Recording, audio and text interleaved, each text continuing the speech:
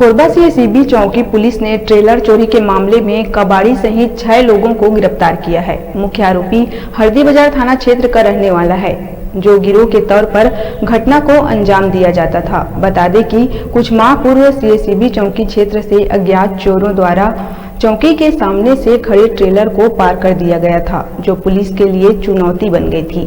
चौकी प्रभारी नवीन पटेल ने जब बारीकी से तस्दीक की तो आरोपी का चेहरा सीसीटीवी फुटेज में नजर आया। फिर पुलिस आरोपी तक पहुंच गई। मामला का खुलासा करते हुए एडिशनल एसपी अभिषेक वर्मा ने बताया कि ये आरोपी अंतर्राज्यीय गिरोह के हैं, जो ट्रेलर के पुर्जे सामानों को काट कर बेचने का काम करते थे। आरोपियों से पूछताछ करने पर यह भी बताया कि कोरबा जिले में अब तक 4 ट्रेलर को काट कर बेच दिया गया है, जो हथियार के नोक पर घटना को अंजाम भी दिया करते थे।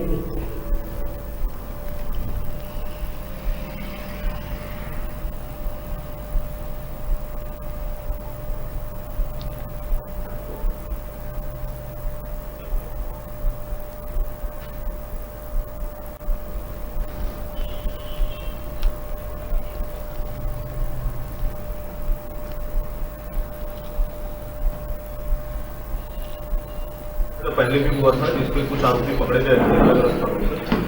ट्रेलर चोरी का अपराध पंजीयन हुआ था। अभी सीसीबी चौकी में 3 दिसंबर के आसपास एक ट्रेलर चोरी हुआ था, जिसमें एफआईआर लिया गया था 545/23 जिसमें पहले से भी कुछ चोरियां थी। खासकर दर्री में चोरी हुई थी एक ट्रक, और एक सीसीबी में पहले चोरी हुआ था, और एक हुआ था आपका दिक्का था, ये हुआ था 11वें में।